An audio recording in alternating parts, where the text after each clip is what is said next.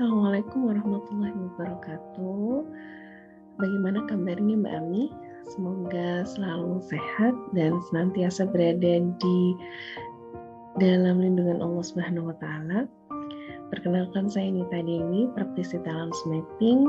Saya ingin memohon izin untuk menyampaikan beberapa pendapat yang mungkin nantinya dapat bermanfaat sebagai pertimbangan dalam menentukan langkah karir Mbak Ami.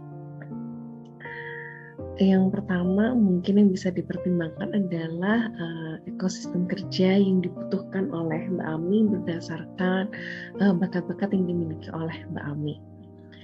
Jadi jika kita lihat di sini di peta bakat Mbak Ami, ya, Mbak Ami adalah seorang yang sangat menyukai kegiatan berpikir. Oleh karena itu, Mbak Ami memerlukan sebuah lingkungan yang mendukung Mbak Ami untuk dapat melakukan kegiatan berpikir. Dapat juga berupa lingkungan yang tenang, kemudian lingkungan yang mendukung ketika Mbak Ami menyampaikan ide-ide Mbak Ami, ketika ide baru mudah sekali muncul, atau ide-ide tentang masa depan, atau mungkin ide yang berupa bagaimana jalan terbaik dalam mencapai sesuatu, atau mungkin juga pertimbangan-pertimbangan Mbak Ami ketika melihat sesuatu di masa lalu, atau mungkin ketika Mbak Ami merasa perlu menyampaikan sebuah pengetahuan baru yang telah Mbak Ami akuisisi. Di samping itu, Mbak Ami juga memerlukan sebuah lingkungan yang mana Mbak Ami dapat merasa jelas ya situasinya, kemudian dapat memiliki keleluasaan untuk mengendalikan situasi. Di samping itu juga Mbak Ami memerlukan ruang di mana Mbak Ami dapat didengarkan, karena Mbak Ami memiliki kebutuhan untuk didengarkan. Mbak Ami memiliki kemampuan untuk menyampaikan sesuatu dengan cara yang mudah dimengerti orang lain. Nah, kemudian untuk dapat menjalani kehidupan ini dengan stabil, dengan kondisi yang positif dan produktif, tentu yang pertama kali yang saya ingin ucapi selamat adalah karena Mbak Ami telah memilih talent mapping assessment ini sebagai alat bantu untuk mengetahui bagaimana diri Mbak Ami, untuk mengenal apa yang ada di dalam diri Mbak Ami, sehingga bisa mengetahui atau memprediksi langkah apa yang dapat dilakukan di depan nanti sesuai dengan bakat Mbak Ami. Nah, talent mapping ini istimewa. Selain kita diajak untuk mengenali diri kita melalui bakat, sebenarnya kita selalu diingatkan bahwa setiap dari kita itu unik, setiap dari kita ini spesial, setiap dari kita ini limited edition.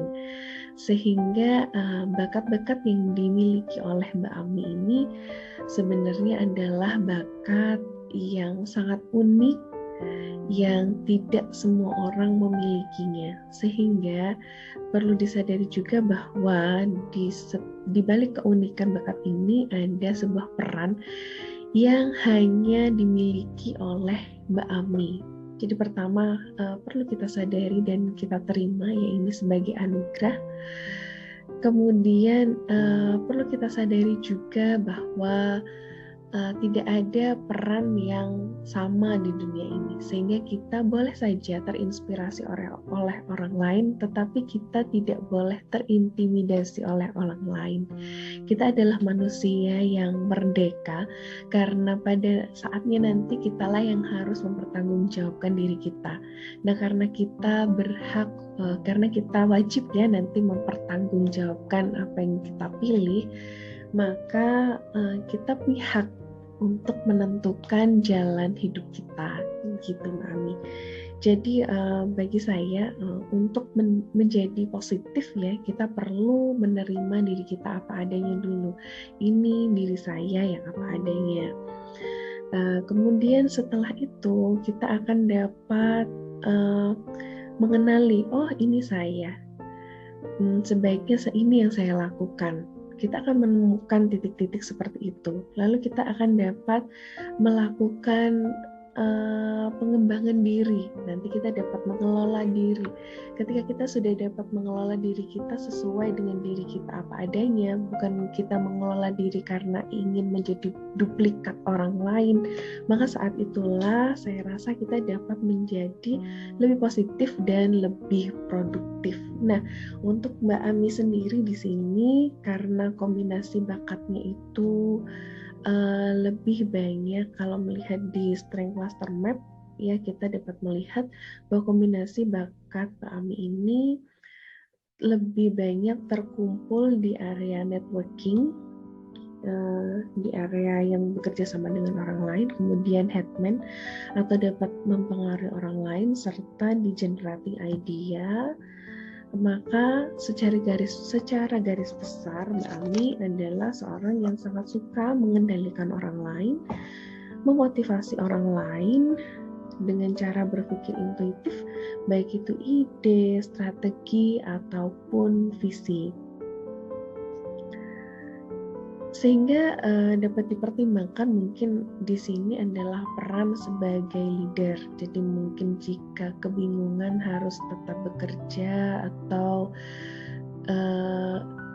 menjadi freelancer, kalau dengan freelancer pertimbangannya harus menghadapi klien yang tidak cocok dengan ide Mbak Ami sendiri, yang mana itu mungkin sedikit menjadi beban ya, atau membuat energi cepat terkuras, atau mungkin tetap berada di lingkungan kerja yang saat ini mungkin tidak nyaman karena Mbak Ami merasa tertekan di sana, mungkin bisa dipertimbangkan untuk menjadi seorang leader. Dimana tadi ya di peta bakat karena sebaran bakatnya itu lebih banyak di thinking talents dan juga di influencing talents, ini terlihat bahwa profil produktif Mbak Ami adalah sebagai seorang owner.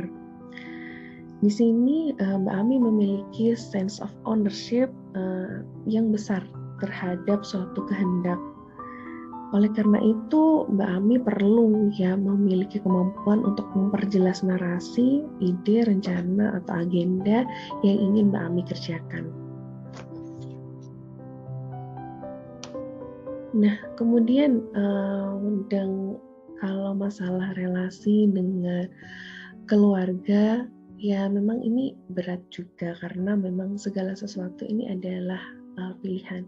Tetapi Mbak Ami di sini memiliki bakat communication yang baik ya. Kemudian potensi kekuatan di sini di sini communicating, selain ditunjang oleh bakat, Mbak Ami mengakui sendiri bahwa kegiatan communicating ini adalah kegiatan yang baik. Jadi bisa jika Mbak Ami merasa tidak sepakat akan sesuatu, bisa dikomunikasikan dengan baik. Menjadi seseorang yang baik, bertingkah laku baik atau berakhlak baik itu tidak harus selalu kompromis menurut saya. Kompromis adalah kita harus selalu ikut arus. Kita berusaha untuk menjadi orang lain yang mana itu adalah gambaran orang lain. Dan itu terkadang bukan diri kita dan itu sangat melelahkan.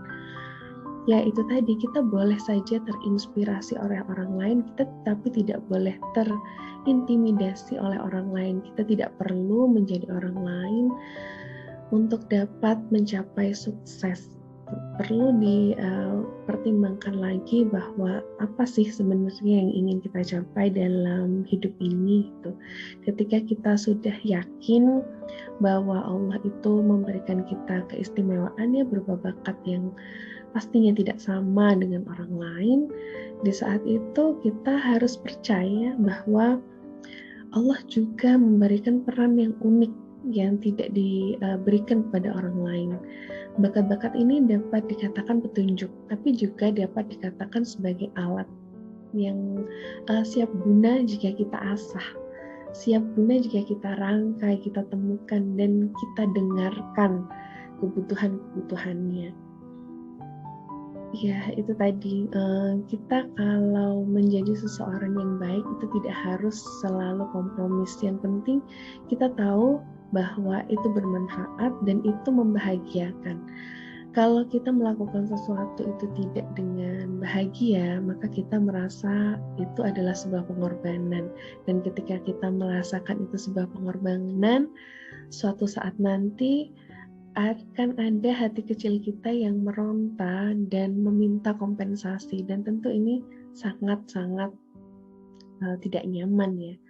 Kemudian jika kita tidak melakukan sesuatu yang bermanfaat, ya itu tidak kita harapkan ya, karena pada akhirnya kita ingin menjadi seseorang pribadi yang mendatangkan manfaat seluas-luasnya, sehingga kita tidak menghendaki apa yang kita lakukan dalam setiap menitnya adalah suatu perbuatan yang sia-sia. Sehingga kalau Mbak Ami merasa bahwa apa yang diinginkan orang tua dan apa yang diinginkan Mbak Ami itu tidak sama, sekali lagi yang ingin saya sampaikan, Mbak Ami adalah seorang yang merdeka.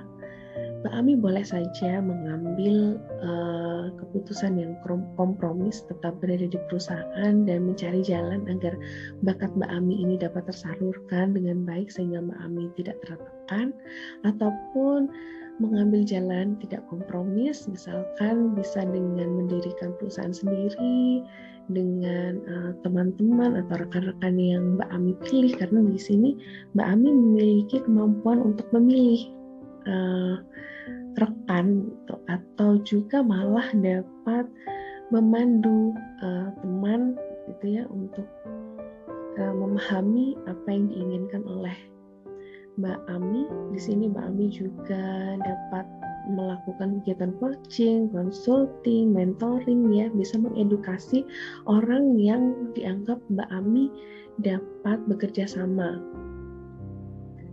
Ini bisa disampaikan dengan cara yang baik, cara yang sopan, cara yang lembut, karena Mbak Ami di sini memiliki bakat communicating.